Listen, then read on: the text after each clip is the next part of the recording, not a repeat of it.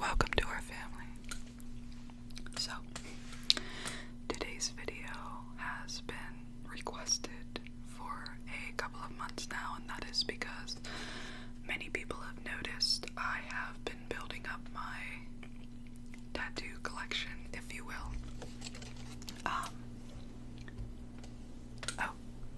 It's gonna be raining, so I hope you enjoy or dig rain sounds because ain't nobody got time to fix that. I don't know. Okay, alright.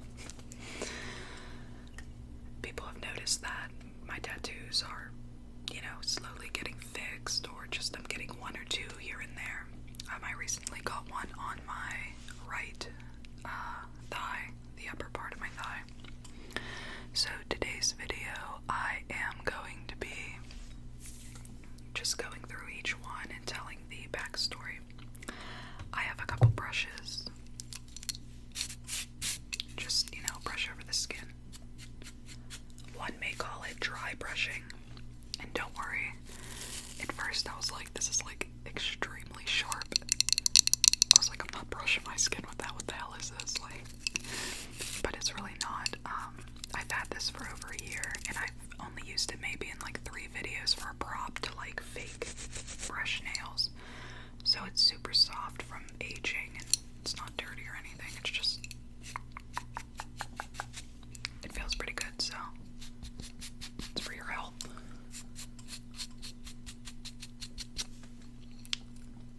So a little backstory. I also have, I have 2 more brushes. The Movely 227, I actually went and got a Morphe brush, like a couple of them. And, they suck. But they're very cheap brushes, and that's great, because they're a very high-end brand, but their brushes suck, so, they're not even worth the $7 or $6, and that's still expensive. Alright, so let's get right into the video, because if you are new here, you should know that usual normal people will tell a story and it'll be a straight road. When I tell a story, it's like a bunch of branches off, and it's just horrible. So I'll try to keep up. So the backstory of how I even got a tattoo. When I was 14 years old, I remember going into my school's homeroom, or the cafeteria before homeroom. Everybody would pile in there before the bell would ring to go to homeroom. And then we'd spend 15 minutes in there and then go to our first period. So, back when there was a girl, and I'm trying to remember her name, I think it was Amanda. I think, please forgive me if I'm wrong. It's like you guys care. You're just like, okay. We know her. And she was 16 or 17. She was in 2 grades above me, and 1 or 2 grades above me, I don't know. And she came in one day, and she was wearing a spaghetti strap shirt, and we weren't allowed to do spaghetti straps in school. And I remember I'm thinking, why is this bitch wearing that? Okay. And she comes in, and whenever she turned around, she had a thin backpack on, she was completely dressed different than she usually did. She was an emo girl back when, and so was I. But she turned around and she had Carpe Diem. I think that's how you say Carpe or Carpe Diem. And it stands for seize the day. I'm not sure if it's Latin or something else, forgive me. I ended up dropping out of that high school, so my educational value is low. My IQ is at an all-time low. No.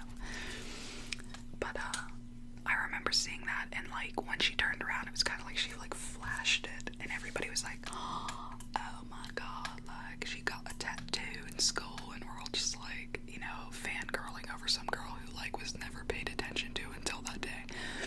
And so I remember getting jealous because I had failed 8th grade, and it was actually my first year, and it was during the year, so I had made friends already.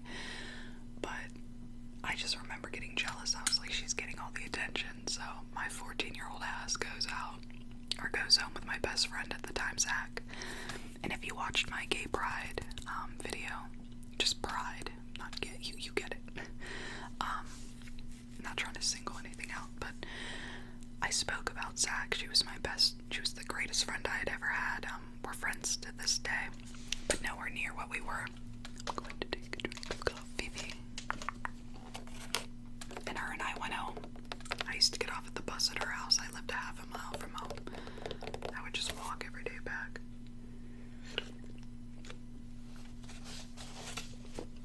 And, I told her, I was like, I want a tattoo. Will you tattoo me? And she's like, what the hell am I gonna tattoo you with? We're like 14 and half stupid. And I was like desperate. I was like, I need to get a tattoo. And she's like, will you tattoo me if I do you? And I was like, yeah. So we, like back then when the internet was like, it was like 2000 something. I'm 18. It'd be like 2005 or 6, I believe. The internet was still a little bit, you know what I mean? Like it was new in a way. Does that make sense? And we're getting on our AOL and we're on and we looked up how to do like a homemade tattoo. So we get a toothbrush. We cut off the end of the toothbrush and there's a wire through it. And then we took a ballpoint pen. And don't ever do this. Please don't do this. I'll show you why.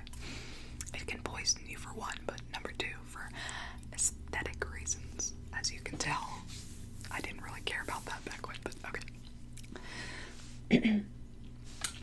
So, you know, we decided, we're like, what do we want? What do we want? And I remember having, like, back when, a very huge fascination with pi, with the golden ratio, like the spiral and everything else. Every single person has a tattoo with a golden damn ratio. And for good reasons. It's like this tattoo here, which I'll actually tell you another story about. So, anyway, that leads into my very first tattoo. Zach tattooed 2 tattoos on me. One is covered up now, but it was the pi symbol underneath this. If you look very closely, you can see it kind of spread, the ink, because the pen ink is spread. The tattoo artist who did this, I was 14, and it hasn't bled or anything else. He did an incredible job in tattoos that small. If you ever think about getting one, don't get it super small because it will bleed. As you get older, the skin stretches, the skin shrinks, you know what I mean? Like you're aging, and all the ink on the outside will kind of like bleed out. It's kind of like feather ink when you put on red lipstick, for anybody who has done that. So, and I'll show you the peace sign. Now warning, trigger warning, with my belly button. I got, like my belly button pierced like 5 times. 3, and it rejected, so there's like a big chunk of my skin missing, and I have a little belly going on, okay? I had 2 kids, just give me a break, but, so, as you can see, right here, and if you see a little dark in here, it's not like shit or anything. It's literally like my 2 ligation scars, because they had to burn them shut, and like it's under the skin. It's weird. So those are my 2 first tattoos. Okay, so moving on. That is the backstory of how I got my first technical tattoo. When I was 15, like a year later, my dad actually, or 16 for my 16th birthday. Was it 16? No, it was 15. No, it was 14. It was later that year. Because I remember I had to sign this waiver back then at the tattoo artist I went to. Now it's 16. I was 14 and he tattooed this for me, and I'll never forget going in school and being like, look at this, everybody's like, she got a tattoo that young. Like, I got all the validation and attention I wanted. No, literally. I've always been that type of person, but, and it's not healthy. No, it's not. So, moving on. Later on in life, maybe when I was about 16, turning 17, I had no tattoos on my body, nothing at all, besides this and the peace sign. And I remember I was getting into drugs. That's how I actually lost my best friend, Zach, and, well, one of the reasons, kind of, and we just, long story. And,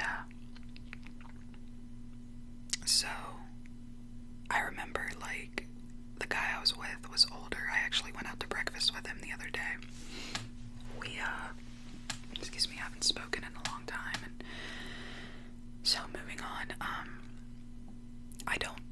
to this day, it's hard to forgive him for what he's done to me. He was a little bit older than I was, but I was so young, and I did psychedelics before I ever smoked weed. And although sorry, I literally was like, I'm not gonna edit this video out, but I have indigestion real bad. So although I love and, very much, I don't promote anything, but I'm not against psychedelics at all. I'm very open about my usage of them and everything else. It's been a while, but still.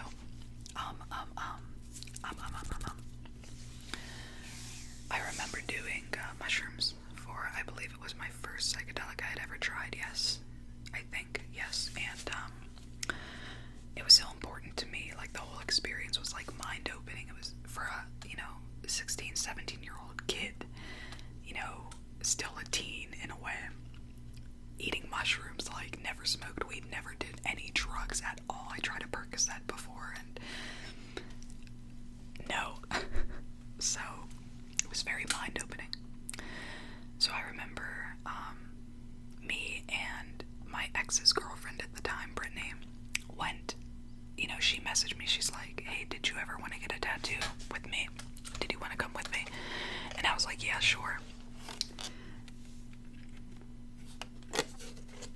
She's like, this guy's a professional and he's tattooing out of a local gas station. I was like, oh yeah, that's fine, whatever. Me, like, casually, like that's clean, that's sanitary, yes. Just like poking ballpoint pens in me, like going in the back of gas stations. And this is just funny. So we go in, and that's where this tattoo and this tattoo first came from. And although it's crap, I'll give the guy credit because it's been this long and it's only bled out a little bit. So anyway, we go in the back of this gas station where I live called the Honey Bear, and it's right next to like our local Walmart and little shops and stuff like that, like Ross, TJ Maxx. Well, that's not a shop, but you get it. And this is gonna be a long ass video. Like, you guys just don't even watch this at this point. Like, I'm gonna be rambling for hours. We go in the back of this gas station, and this guy named Pablo, like, I'm not even kidding, Pablo, and his buddy, I don't remember his buddy's name, tattooed us, and I didn't really have, I did have something in mind, but I didn't. So I was looking up on Google, like, what I wanted or whatever, and I came across this picture of this exact mushroom, literally verbatim everything. And it turns out it was by an artist, I don't even remember her name, it's been so long, but she's so sweet. She lived in California. She does all of this, like, psychedelic trippy art, and I got her. I didn't ask permission or anything like that because I wasn't aware at the time. So anyway, we're in this gas station, and this guy's just like, hey honey, what you want? Like, he's like triple my age, and he's like this big guy, and we're in the back of the gas station. Like, I remember the one worker comes back, like, giving us like this look, like he's like scared, and this guy's like running the place, and like he's like stacking Red Bull, and I was like, can I buy a Red Bull? He's like, just take it, and he like runs away. So anyway, we're like these two tiny little girls back when, and this like big ass man named Pablo's like, yo, what you want, girl? Like, so I remember like getting the tattoo, and surprisingly it didn't hurt, but he, to this day, I don't know if he like colored it in the stem. Like, this was actually orange at one point, I'm not even kidding, but it's so like poorly done. It's not dramatic, but it's not good either, you know what I mean? So anyway, like, I've had this since like for like 8-9 years, I don't know, but so this guy's giving us tattoos, and it's great, and like I had like I think $60, and that was a lot of money back then.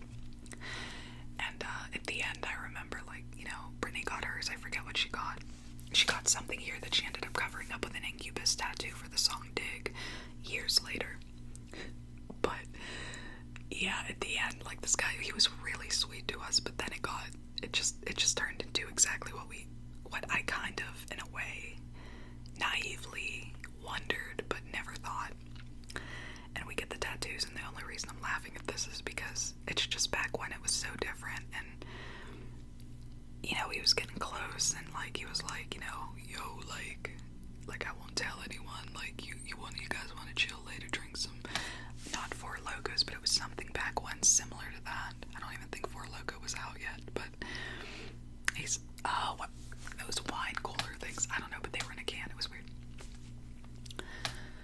long story short, I never seen Pablo again.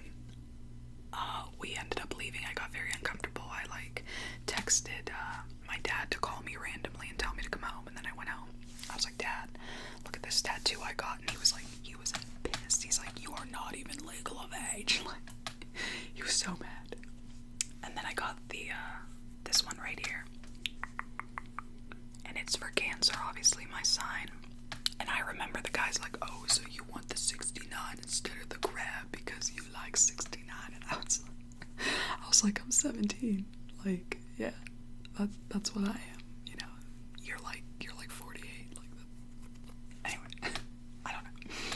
I was definitely still 16, but the age, give it a year or two off. All right, I was young. I was a young girl.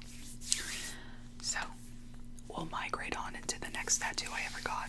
Now everything around this tattoo right here is by the same person. All this garbage, nonsense you're about to learn. Okay, so about a year later, I met a guy on MySpace. I used to be one of those MySpace girls, the one who would go in. Alright, so quick side story, I know. I used to love photography. If you look up my name on MySpace, Sarah Dishong, I can't remember the name of the page, but if you look up Sarah Dishong photography, it comes up as all these photos I took way back when of me in a wheelbarrow, and then beautiful flowers, and then me standing next to the sun. I always used to use the self-timer on my camera, and I fucking loved it. I loved photography back then, but nowadays it's so professional and there's so much touching up, it's not fun anymore, you know? So one day I was always taking photos for MySpace. I was literally a scene girl. That's why I was so adamant about my neighbor. Do you guys remember her, that Emily girl? Anyway, she always used to dress similar to how I would dress back when, but I used to, one day, back to the story, see how I'm I went out outside, dead winter, in my underwear, and I had my camera, and I took exactly what I use now, a clothes basket to film on, and I put the little tripod on and the camera, and I was in my underwear, and I took off my shirt, and I was holding my kid tits together, and getting, and dead winter, snowing, and my mom's neighbors, they're and they still live there, they're these really, really super judgmental religious people. And I'm not even kidding you, they were staring up, what is this bitch doing? And my mom comes in the backyard and she's like, Sarah, what the fuck? When my mom gets mad, she hasn't done it in years, but all of my exes or friends that I had ever brought over to the house, when my mother would get mad, she'd run in the room and she'd be like, okay, Sarah, that's not even a nickname for the word Sarah, who's hey, Sarah. Hey, Sarah. It's no, mother. So anyway, back to where I was about getting all these. Back in my MySpace days when I was famous and had all my little train followers, that's what they were called. You get a train going, and you get to design the web. It was so cool. All of it was amazing back when. You get to choose your profile song. Mine was Dante by The Morning Jacket. So anyway, I just itched a huge, why can't I be darker? Honestly. So his name was Mike, and I spoke about him before in other videos. And I was young, and Mike was only a couple years older, and Mike came from California with his brother. He had a very rough past, bad, really rough. He dated a very, very, I wouldn't say famous, but a very known model out in California, and then when she left him, everything went to shit. And Mike has given me permission before to talk about his story and things like that. So, he moved to where I was living, Johnstown, PA. I live a bit outside of Johnstown now. Oh my god. I think I just got bit by something. And that's my birthmark. You can barely see it, but that's it. little thing.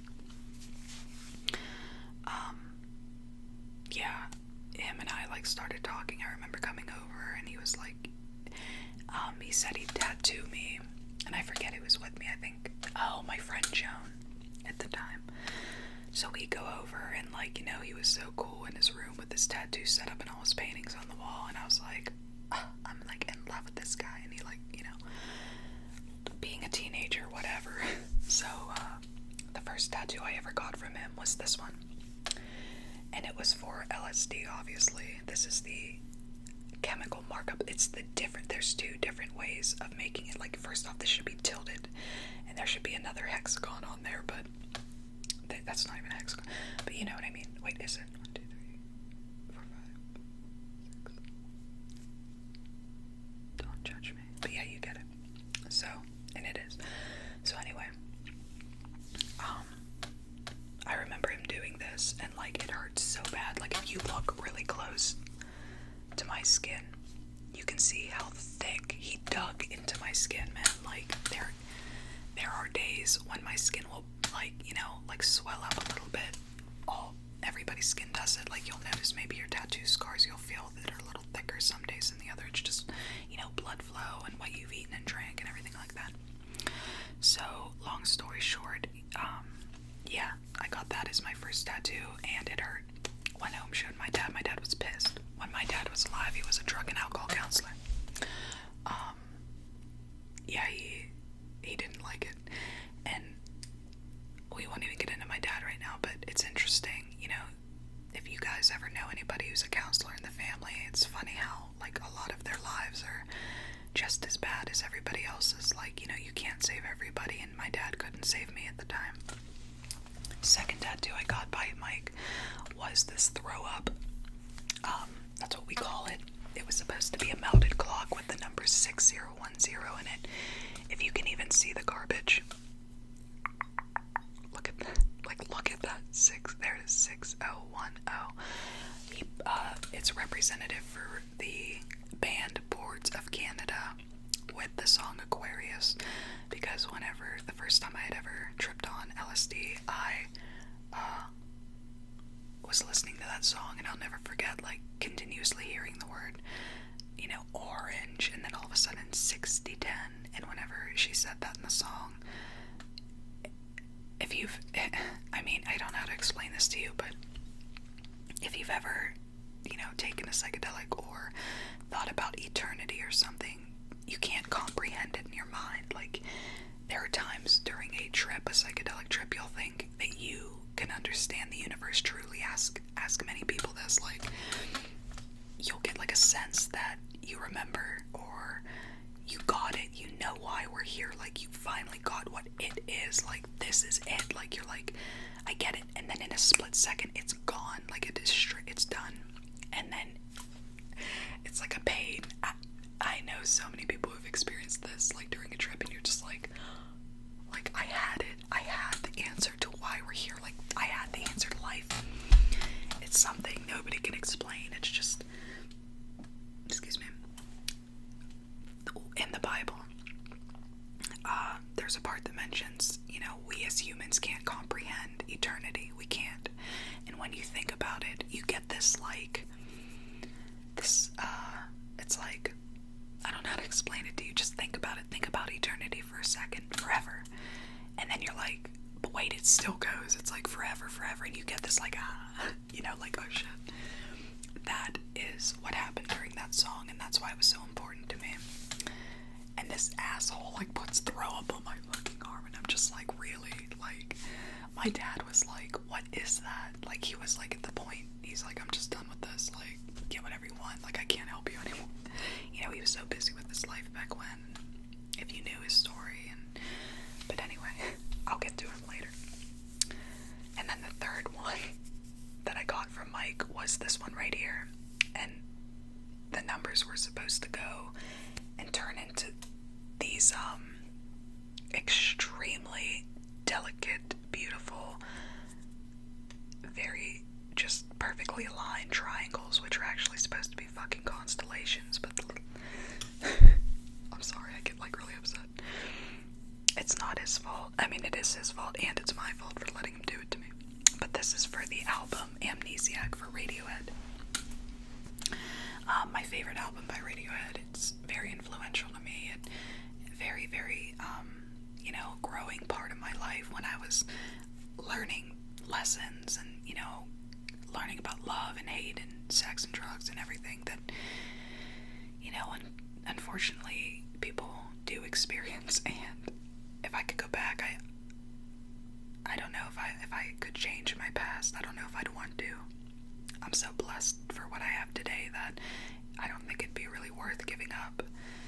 The only thing I think I would ever change is my dad and being there more for him and my other family members than the way I was when I was on drugs. But moving on, the third tattoo I got from this idiot is, he knows I'm kidding, I'm just so angry that, like, back when I was so concerned about, I don't know, maybe looking cool, that I never thought about what was going on my arm, is this one. This was supposed to be a lotus flower for the crown chakra. It's completely destroyed it, man. This was the most painful tattoo I've ever had in my whole life, ever in my life.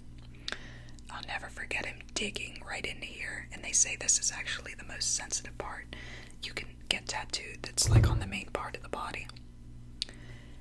It's like still sensitive when I touch that side compared to this one. Like, I don't know how to like explain it. Some ASMR for you, since I literally talk so much.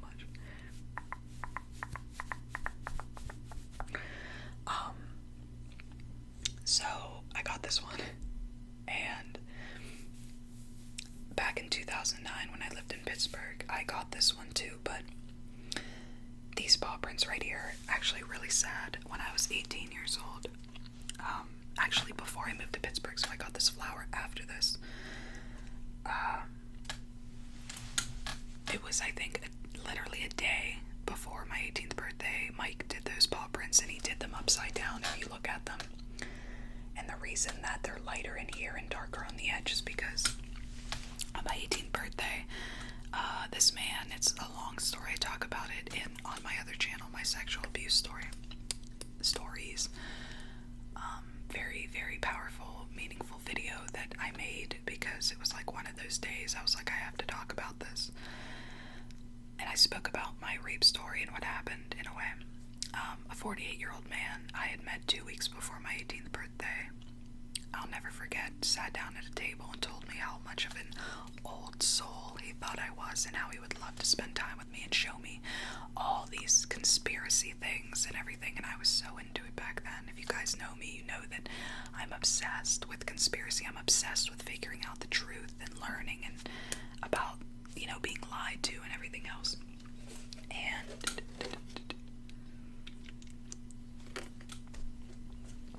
I remember that night I said, well, why don't we go look at this Masonic building right now? He wanted to take me to look, and he wanted to show me the things about the Masons, and it turns out I'm like, my dominance like that. Like, never mind. Like, literally, like, I'm very close to a Mason now, a couple. But back when it was so, like, allegedly hush hush. And then he was like, no, we're gonna have to wait a week. And on my 18th birthday, I remember, he showed up at my friend Joan's house and was like, so do you want to take a ride tonight? And I was like, yeah. It was the night to turn 18, and then at midnight, he drove me around, and I got to buy my own pack of cigarettes, and I don't know how it would have went if I wonder if I often, if it was my fault, and to this day. But what happened was, we were actually driving home, and I had to go to the bathroom, and he's like, do you want to go to, like, I had to pee, like, I really had to pee, and a cop started following us, and for some reason he kept telling me to duck, and I was like, why? Like, what does it matter that I'm in your truck for? Like, why? And I was like, I really have to pee. He's like, alright, I'm gonna pull in my driveway because it's my home, and I'll just say you're my daughter. And I'm thinking in my head, like, I wasn't thinking in my head, like, I was just like, okay, yeah, that's fine. You know what I mean? So we go there, and I had to pee real bad, and I was like, can I go in your house? He's like, I have a wife and kids in there, and I still didn't put 2 and 2 together, I guess. And I'm like, okay, I'll just go pee behind your truck. He's like, I have a pool house back there. And then you realize the guy didn't even have a fucking pool, and I go into this, like, shed-looking thing where allegedly a bathroom was supposed to be, and there was just a futon bed and some other stuff in there, and it was just bad. Like, he shut the door behind us, but The reason that these paw prints are the way they are is that a day later, I got into a hot tub because, I don't know, like a day later is actually pretty much when my full-on addiction started. I'm not blaming what happened, but it's a long story. I really suggest. I was framed. I was fed drugs afterwards, so I didn't testify. It was a very, very bad situation. Very bad. But, yeah. So that's why they're all spread out, because if you get into a bath or anything a day after a tattoo, it will literally, like, open the skin and bleed out the ink and spread the ink out from burning it, because it's an open wound, and you know what I mean? A hot tub, like, really. So, yeah. I moved to Pittsburgh. I was on drugs, very, very bad drugs. You know, I came home for a weekend, and I saw Mike for the first time in a while, and he gave me this sunflower. I think the sunflower is the only pretty thing on here that he did, like, adequate on. It could definitely be touched up, but other than that, I think it's a pretty cute tattoo. I like that one. He did this one, which was supposed to be the lotus as well, with the Om symbol on here. And this used to be pink right here. And it's not anymore, because it just all bled out of the skin. So, this black one right here is eventually going to go all the way up my arm, eventually, except for right here. On the 31st of June, I'm getting this all fixed. The Lsd Tattoo especially. I was going to cover it up until recently. I had a change of heart and a change of experience, and again, I've had my bad times, I've had my good times, but overall, LSD and psychedelics, they're very important to me, and I'm not promoting them. I'm not telling you guys, as our younger family, I'm not saying you need to go out, you need to do this. Like, I'm not telling you to ever even try it. It's just something that has been a part of my life for a long time. It's something that I feel is very spiritual to me and in my experience, and I'm going to get this, redone, and the actual extra molecule that should be on here. And I have a whole thing going on here, but this right here is going to go all the way up, maybe cut off to about here, and then start right back here and fade out up here. So yeah. Anyway, where was I? Oh, the reason I got this is to cover up another tattoo Mike did, and that was a sun, a moon, and a tree. To be honest, I was so messed up on drugs back when. I really don't understand why I got that. I don't. Finishing up with Mike in that part of my life, he also did this one right here, which is the Triquerta. I got it, and it's not because of, what is that show? Is it Bewitched that it's on? Or there's a show, everybody always asks me if that's why I got it. I'm like, no. I got it for my mother, my dad, and my grandma, my nun. So, and yeah, I really didn't really have like a set reason why I got half the tattoos I did. It was, I'm a very impulsive person. I've been told I have borderline personality disorder, so my emotions get real high. Like, I'll be on a high for like a minute, and I'll be like, okay, I want this, I need to do this right now, we need to do this within the day, and I'll go out and make a bunch of bad choices, and then I'll crash on my emotions and be like, oh shit, like, what did I just do, That's pretty much how all these tattoos came to be, except for, like, my dad and recent ones, but yeah. This was the last one he did, I believe. Yeah. Yes, I think so. So there's the end of that. When I was 18, after all that, or 19, my dad took me to get this one. This is just the Radiohead bear. Radiohead is such a big part in it.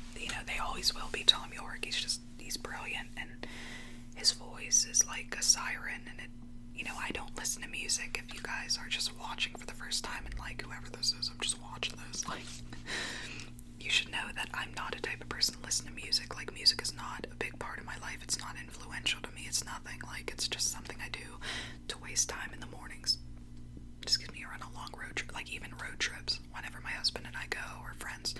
Like, I don't, if I'm driving, like, I just don't listen to music. I like to talk. I like to listen to people. I don't know how to explain it, but Radiohead, like, I can listen anytime, anywhere if I want. They're the most influential band in my life. It made me into the person I am today, in a way. Do you know what I mean? But so I got this funny story about the artist who did this. His name is Frank, I believe. He runs a place called Total Commitment. He claims he's a medium, but he's fake. He's an adequate tattoo artist. Don't ever go to him for readings. He's a scam artist, and when my dad died, he lied and took a picture off my Facebook and went off that picture and told me all kinds of things. And I just asked him as a person, because we used to talk, and he was just like, here, I'd asked him like maybe 5 times, and then randomly one day he responded to the message he didn't look at for months, and he was just like, oh yeah, sorry about that, your dad's sitting in a brown chair, he's wearing a brown shirt, he's holding your son. I'm like, do you mean this picture that was hidden in one of my albums? And he's like, yeah.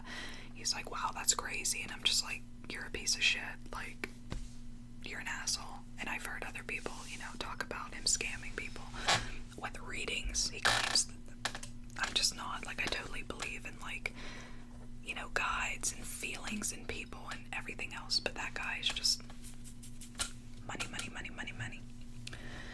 So after this one, let's see, that's pretty much about it, except for when my son was born.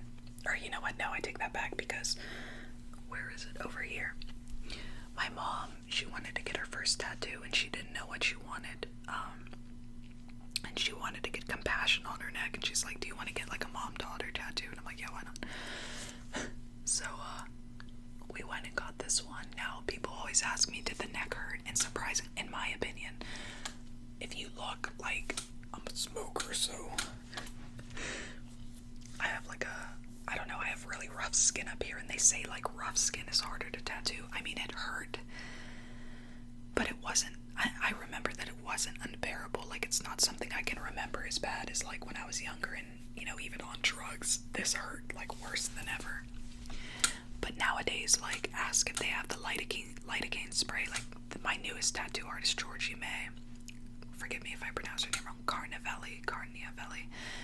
She's fucking perfect. She's fixing everything on my body. I will not go to another artist for the rest of my life. Like, I usually go to, his name is Michael from Matthew's Party Tattoo. He's actually a very known artist. He's very good, very nice. I've known their family for a long time, and, he's helped me out, and I might go back to fix things, but, I like Georgie's work, and I feel comfortable with her, and, so anyway,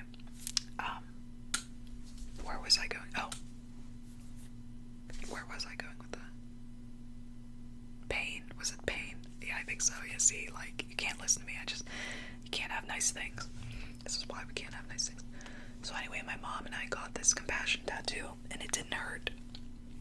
And after that, my son was born, and I got his little footprints up here. And it's interesting, and I will say that at least, where I got, now these ones I do remember hurting a little bit, but, if you feel like where you remember pain, in a way it's weird, these areas are very sensitive compared to, like, right above it or right beside it. Like, you can tell that, like, that there was trauma there in your body. Like, for example, I had been given 2 epidurals because the first one fucked up with my daughter. My daughter's birth was a very horrible experience, and not my daughter, obviously, but the experience was fucking wrecked. I went into cardiac arrest. They got my heart beating again. Like, it was just really bad. And it was really bad. So they gave me 2 epidurals, and to this day, because the first one messed up, if I touch, like, the 4th, I'm just itching my back, but the 4th, like, spine bone, where they stuck the needle in, it hurts. It just hurts. It like, it's like a shock, and it's like, ow. It's kind of how these are. Like, when I rub over it, it's like a reminder, like, oh shit, you know what I mean? It's weird. Like, if you have tattoos, has that ever happened? Or, not trying to be triggering, but if something has ever traumatic happened to you in a certain area, like maybe on your arm, somebody grabbed you or punched you, and it left a big mark, or I don't know, if you ever go over it, it's like, you know what I mean? So I did forget a tattoo on my hip. I got this actually actually it's coming up because, no, I didn't have my son yet, so this was before I had the compassion in the footprints. So, this one right here is, and forgive that I'll explain that in a minute, but, this is Karuna Satori. I'm just really itchy everywhere. Karuna Satori, and, it's Japanese Sanskrit, I believe. Please forgive me if I'm wrong, because, like I said, I was very impulsive back then, and it was around the time I learned the word Karuna and then Satori, and that fucking name or word or anything, it just resonates with my whole life, everything about it, everything. So, there's that, and then, that scar or whatever. Back when I was like young, like really young, it was before actually any of my most of them, I met this guy named Brent, and we got like super drunk one night, and we thought we were in love, and like, I'm not even kidding, this is like some, what's that movie, Charmed or whatever, I don't know, where they like do the hand cut backs or whatever, and like him and I are like trashed, and I remember like I was like, let's go back to my dad's house at like 14 or 15 or 16, I had to be 17 or 18 actually, my ages are all off, but so we go back, and like we're trashed, you know, just underage drinking, like just like whatever, you know, and we're laying there, and we're just smoking in my dad's house. Like, I was so disrespectful as a child back then, but you know, my dad forgave me for that, and he understood, and that's why I like kind of laugh about it now. I was like, really, Sarah?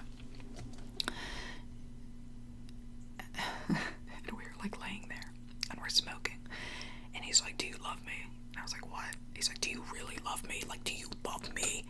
Like, do you love me? Like, he was like, fucking, like, I don't even know, like, out of nowhere, like, we're all like drunk and in this relaxed state, and straight up, he's like, do you love me? Not in a threatening way, though, like, kind of just in a, like, are you serious, man? Like, really? But my drunk ass is like, yeah, I love you. Like, I love you enough to probably get going here. No. But he had the cigarette, and he's like, well, I want you to prove it. He's like, let's make a pact that we will never separate, that we will be together forever. And I'm just like, yeah, let's do that. Like, I was all about it. Like, I don't know, I was stupid and young, and he's like, put this cigarette out on your like, he's like, put your cigarette out on my stomach. I'm like, what? I'm like, no, like, absolutely not. Do you know what I mean? And this idiot, we end up doing it, right? And surprisingly, it didn't hurt as bad. Like, I felt it, because we did it real slow, and I was like, I remember I was like, you know how, like, you get hit real quick, or like you stub your toe so hard that you're like you lose your breath, you like inhale, like, that's what it was, I remember. And the next day it didn't really hurt, it just, there was like a scab there, some pain, because there was like fat around my stomach, you know what I mean? Just a funny story. It's not funny, but do you get it? Like, what I'm trying to talk to you about is just like my past, and like when I was younger, and when I was a kid, and all these stupid fucking decisions I made for my body and my life. You know what I mean? Like, we do that. Like, my story is my story, and I'm telling it to you. And I'm not saying it was, you know, a good decision or a bad decision. I'm saying that if I could go back, like I said, I just don't know if I would anymore. I'm proud of who I am today, and I'm happy. And even if you're in a dark place, there will be a point in your life where you're so happy that you're like, it was worth it. It is worth it. You know what I mean? I'm not saying I'm 100% happy, but me. So, moving on. I got this in 2010. This was done by Matthew. Now, I have a funny story about this. So this is the Flower of Life. I was all about the Flower of Life, and I still am to this day, but it's more like knowledge than wanting to tell people. It's kind of like when I was saved when I was 14 by the church, and the reason I roll my eyes is not because of religion. It was the people in the church. It was my family. They were all crazy. It's just nothing to do with religion. So it reminded me of that because because whenever I first found out about it, I was shocked. I was like, what? This? And I like wanted to tell people. Now when I was saved, it was the same thing. I wanted to tell people. But I got this tattoo right here because I made some stupid decisions back when, and I wanted to cover them up. My skin's so light you can't see anything, man. Like, they're just very small, thin lines. But I was stupid and young, and I'm not saying it's stupid, but I needed help. I wanted attention, and that's what I went to, that's how I went about it. But let's see what else here.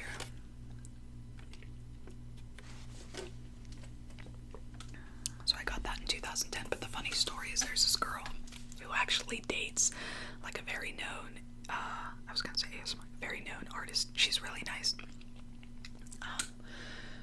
She went and got the same tattoo like a week later, and like this girl and I like had problems all our lives, and I was like, you know nothing about like back then I was like real selfish, and I was like, my look is the only look that is not original. Like, I am so creative, I am so rare, like I am so important. Like, that's how I was back then. And she went and got the same tattoo in the same area. I was like, what? My image has been duplicated with a sacred symbol everybody knows about. You know what I mean? And like, we had this all-out fight, and I was just like, how dare you decorate your body with a known symbol? And we're friends to this day, but dude, crazy. I'm like literally crazy. But so yeah, I got that. Let's see. Then moving up my arm, I think the next tattoo later on in life. Now I'm kind of getting off like the timeline here, because this is where it all kind of mixes. This one I got by the same person who did this one down here. And what's interesting is that person's an idiot. I traded a laptop for him for this tattoo. Like, I traded like my I think it was a Toshiba laptop for him to do my arm. And surprisingly, this arm isn't bad. This is a good tattoo. It's just, it's not finished. He never finished it or anything. So it needs to be like, there needs to be some eyes in here, and some shading up here, and then some shading all down here. This one was next. Excuse me. When the indigestion's not that bad, I'm not cutting it out, so. My bondage tattoo.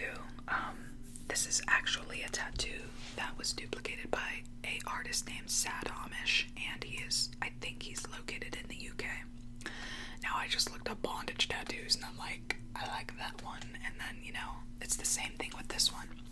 I actually spoke to the artist who did this one. She was super nice. She's like, I'm so sorry, and she's like, do you think you can credit my work whenever you talk about it to someone? And I need to find her name and credit her, because it's been like 10 years. So more than that, actually.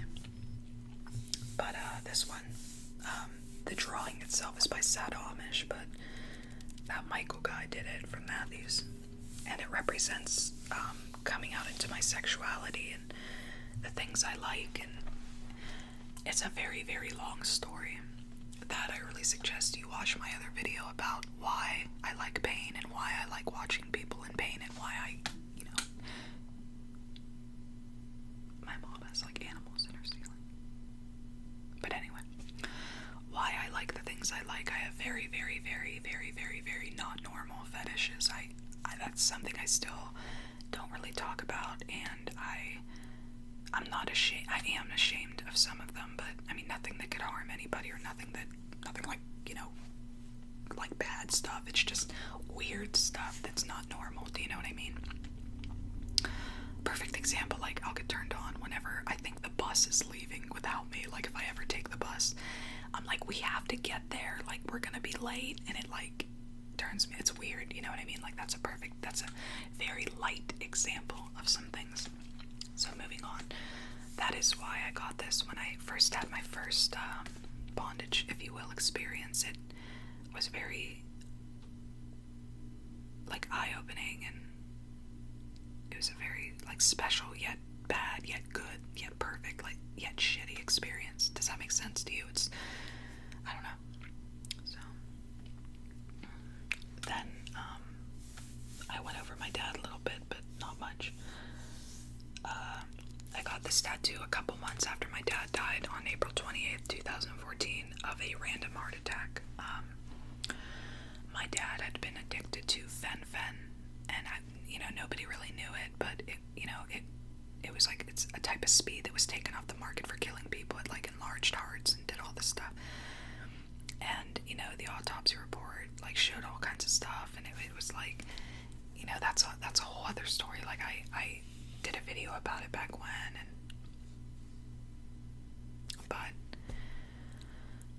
he's dead now, so there's no need to talk about who he was and what he's done. And I had, something sent to me, I think it was like maybe 6 or 7 months ago, and it was something that somebody wrote my dad, like in rehab. And my dad's like he's just a very good person. He was a very good person, but they knew my dad, and they wrote this, and I actually have a copy of the letter, and I don't know, like, my dad's done things, but he was a perfect man. He saved my life, and he was my dad.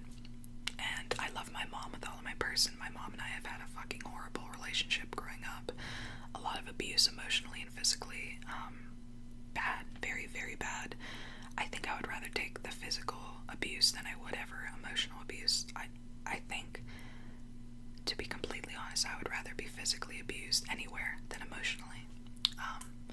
It really fucks with your head. It messes you up. It makes you feel inadequate. It makes you feel scared and not normal. It's just a very bad thing. So, moving on. Yeah, my dad saved my life. He saved my life, and I'm actually getting it more detailed. It looks like him, but I don't know. I feel like he didn't shade it enough. Like it's weird looking. He looks fuzzy. He looks like a bear, and I'm just like, Dad, you're not a bear. Like, come on. So, but let's see. That's all that, and all this. Got this. This one right here is the constellation Orion. It's for my husband. My husband and I got matching tattoos. His initials are very, very, very teeny weeny right here. And the reason for that is because literally, like, it's so funny. Him and I were just like, if we ever break up, we should probably not, and it was just funny. And so we got our tattoos initial on each other's. He got his, like, or mine, like, real down in the purple. It's a little bit more visible, but there's that, and I think that's all. Oh, my kitty cat. So I'll do a little backstory. The reason that I haven't talked about my dad much, I'm a little bit hurt over some things that were said that I will not address. Somebody had made something about my dad, and it got forwarded to me about, actually very recently, and I'm very, do you know, like, whenever you kind of, like, are in a very neutral, like, limbo, where you don't have feelings, like, you're not mad, you're not sad, you're not happy, you're not angry, you're just, like, depression does that a lot to you. It makes you feel emotionless. It doesn't even make you feel dread. It just makes you feel like a robot, like, you're like, brr, like, whatever, like, I don't know what that was, but you get, that's how I feel right now. So, basically, to sum it up, my dad's dead. My daddy is dead. Like, he's dead, okay? Like, his ashes are in my closet. They're not in an urn. They used to be in a teddy bear. Now they are back in the bag, and they are in a closet. They're tucked away. It's not a matter of disrespect. It's just a matter of, he's dead. He's dead. So, I don't need to sit here and play the whole, like, oh, I remember my dad, and, he was a great person, but he's gone now. Like, he's not here, so, like, I don't have to address things he's done in the past, and I don't have to, talk about anything he's done, and it didn't make him a bad person, and it doesn't make him a bad person now because he's fucking gone. So that is why there is not a more backstory about this. Like, I love my dad, and if you want to hear more about him, I have like 30 different things talking about him, and I'm sure I'll talk about him in the future. So let's talk about my cat. So I am going to pull up my pants and then pull down my pants. I intentionally wore shorts for this because I knew I was going to show you the video, or show you the tattoo. Got my hips going on here. Okay, so I just got this done. Of course, I am not in a really position to show you. Oh, there we go. It's peeling a lot, but I hope you can see it like decently. Okay, let me just set you back here. So that is my munchkin. And if you go to my Instagram, which is listed down below, or my Facebook, it's like in the first couple photos. In my Instagram, it's in my most recent photo, but if you're viewing this video in like a week, you're gonna be like, well, what photo is it now? Like, you know what I mean? So, yeah.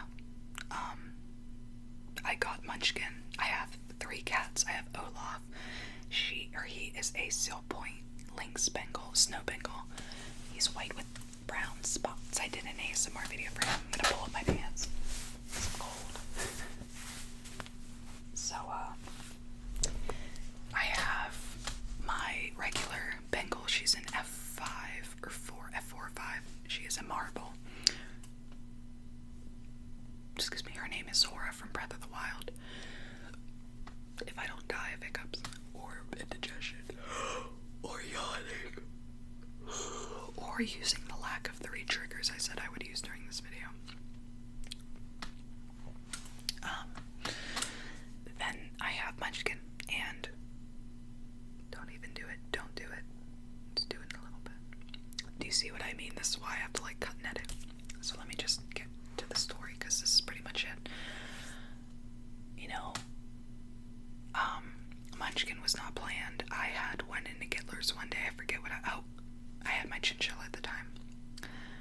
I believe I had my chinchilla for a couple years, and then when I got pregnant, no, that thing was like freaking out, biting everybody, like, and it was cute, it was nice, but I knew ultimately he would have, you know, probably hurt my kid, so.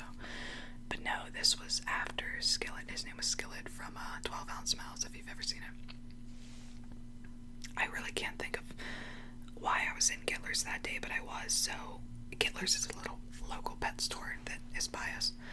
So I go, and we go, and there was just 2 little kittens in there. One was bigger than the other, and that was Munchkin.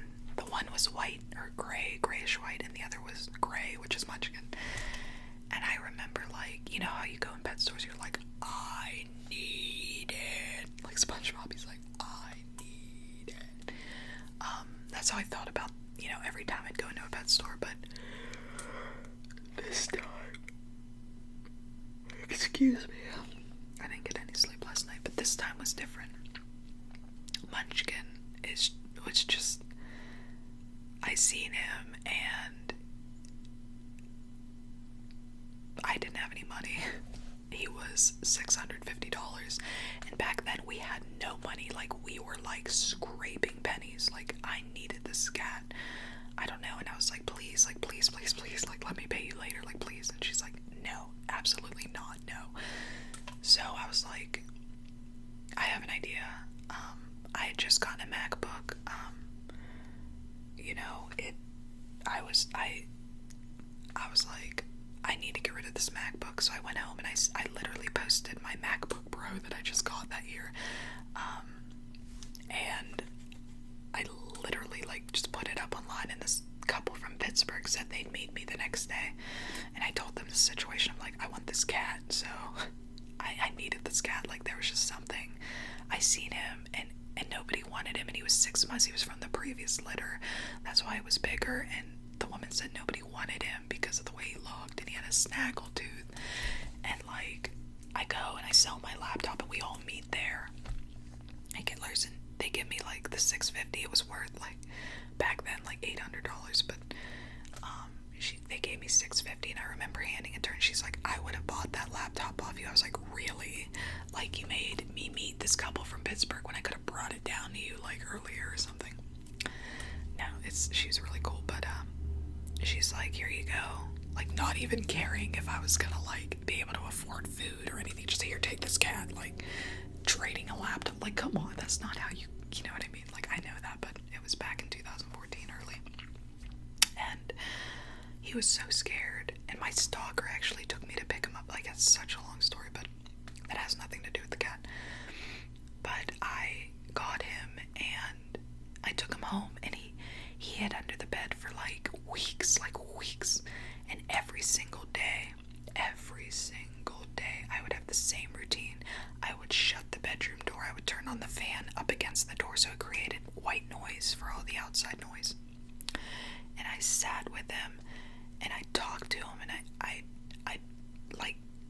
I'd play with him. I love this cat so much, like, I'm gonna cry, and he slowly started coming out, and to this day, he does not want anything to do with anybody in the family but me. Like, he tolerates the kids. Like, for the first, like, 4 years, he does not, with the kids, like, he was not how he'd run, like, dart, now he'll, like, go close to them, like, he wants pet, and whenever the kids reach, he's like, just runs away. He hates my husband. Like, it's so funny. We can't, we sleep, my husband used to sleep on the couch, for a long time, not because of fighting, not because of anything, but it has a lot to do with me being touched, and me being alone, and what happened to me back when, but now we sleep next to each other, and, Munchkin, like, will come up on the edge of the bed, and he'll sit with me, and, like, when my husband, if he even breathes, like, one, like, level up, Munchkin darts. He's, like, not having it. It's so cute.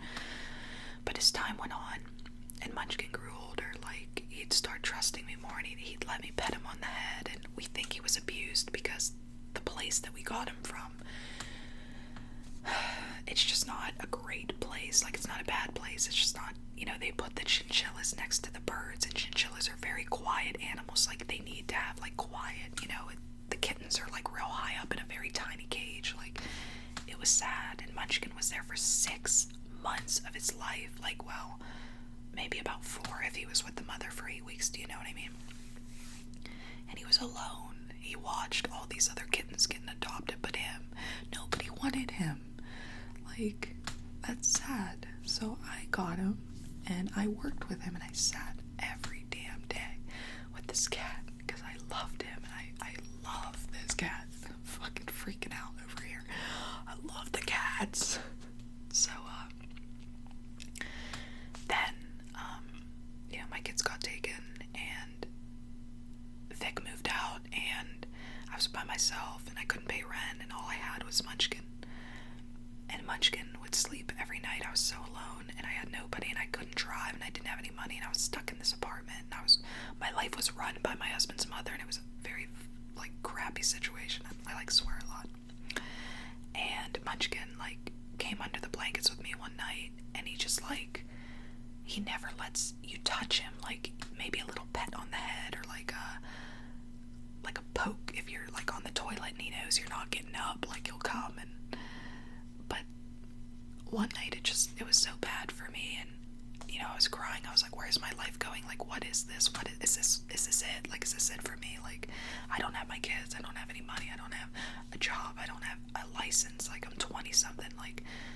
And Munchkin, like, came under the blankets with me while I was, like, crying and in the fetal position, and he, like, made a little ball up against my stomach, and he purred, and he let me pet him for the first time, and I was like, what? Like, an animal can do this? Do you know what I mean? Like, and, like, I don't know, I love him so much. Like, having a nervous breakdown. But, yeah, so, like, time went on, and every morning, like, he started coming into the bathroom, and he'd, like, get up on, that's what Munchkins do, they get up on their back legs, and, like, he'd let me pet him, and then he started playing more, like, you'd throw the little mouse thing, and I am wrecked, like, I'm alright, but, you put the little mouse thing, and he'd lean up, and he'd, like, play with it, and he's a great fucking cat. He has been with me, like, he was with me for everything. He wasn't with me when my dad died, because I got him later on that year in November, but he's been with me whenever I had that brain fog episode last year, if you guys remember.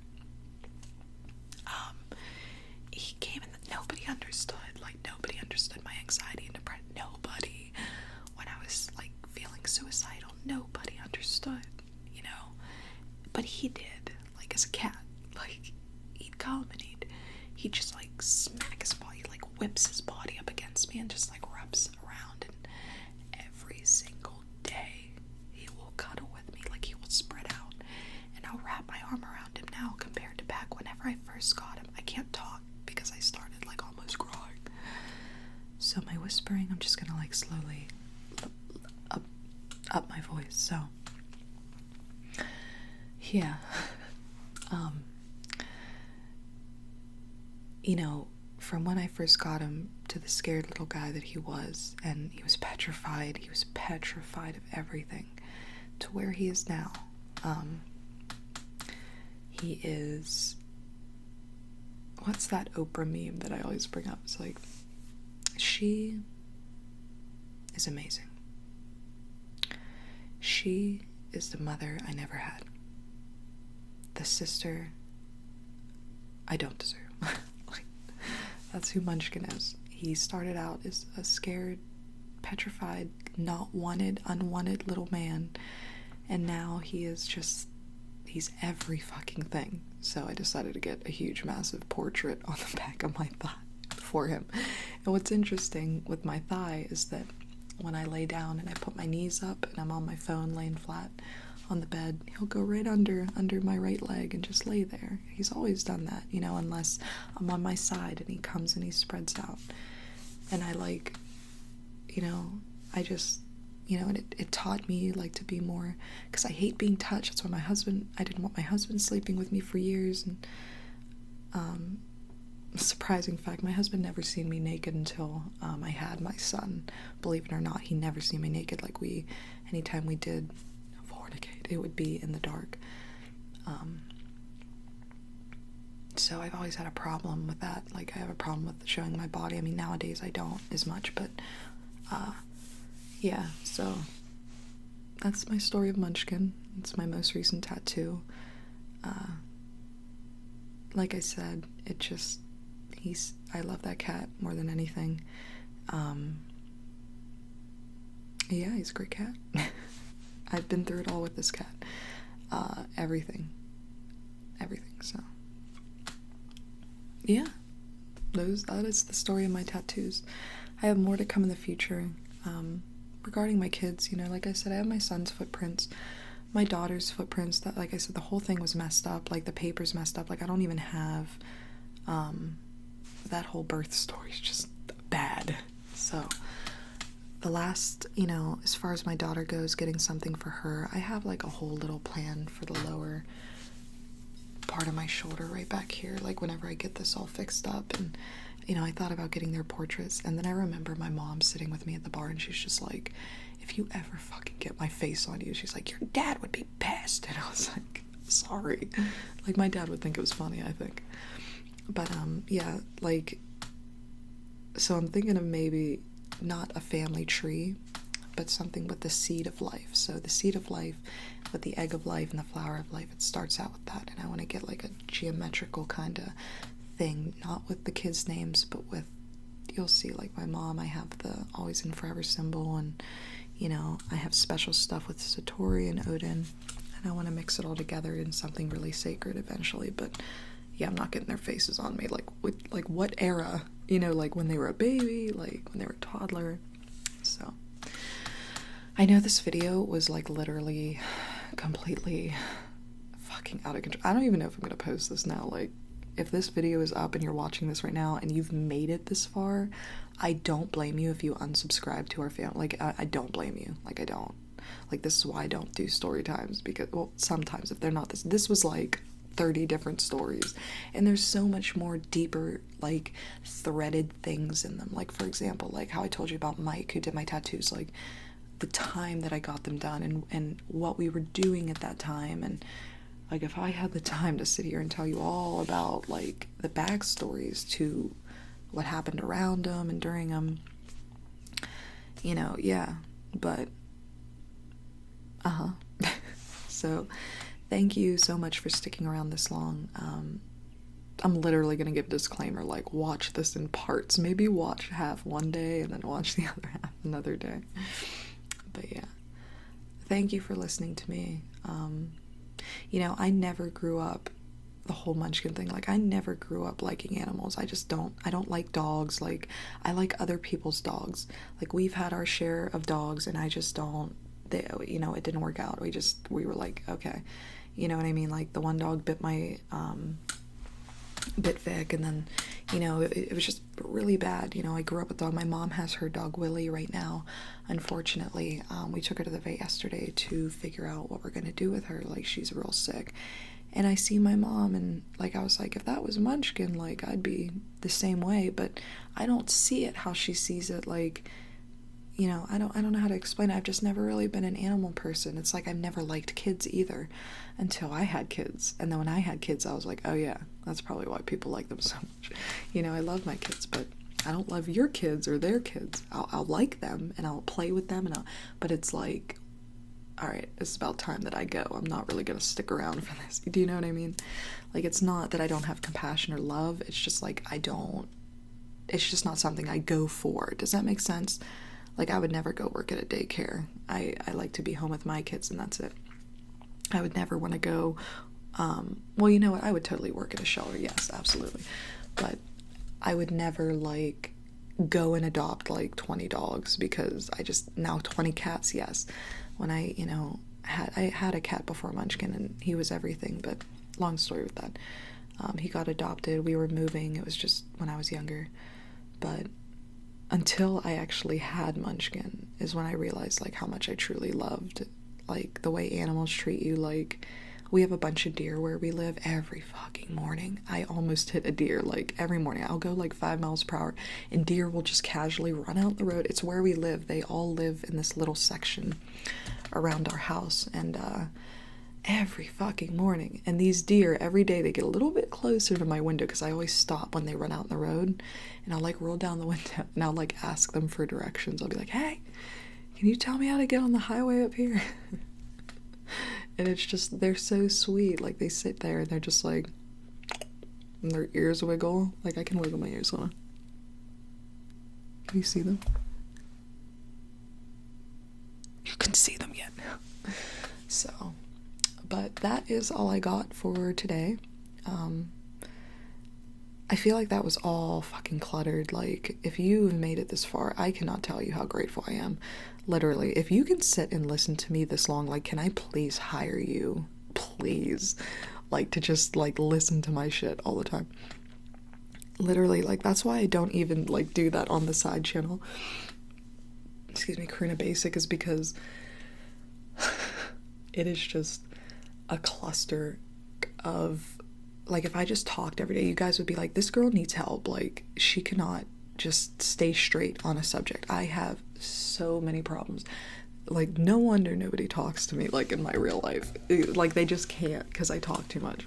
I don't talk too much. It's just whenever I have the chance. Don't do it. When I have the chance, like, I just keep going. So, nobody gives me the chance. They're all like, when I start, they're like, hey, you want some 5 gum? 5 gum? Here you go, Sarah. And I'm like, yeah, thanks. And then they'll, like, go back to their thing. I'm kidding, that never happens, but you know what I mean. So, I'm gonna get off of here before I start dying of indigestion, which sometimes it truly, like, the pain gets so bad I feel like that, but you know what I mean. Thank you for watching this tattoo story. See what it's doing? I'm, like, stopping it. So yeah, thank you for watching this tattoo story. I hope it gave you a little bit of perspective of my life. Like I said, there's a lot more deeper meanings to all of them. It's just a backstory of them and why I got them and how I got them, and I hope you dug it. So I love you guys with all of my person, and I will see you tomorrow. Bye. I almost did it. I didn't do it. I didn't do the kissy thing.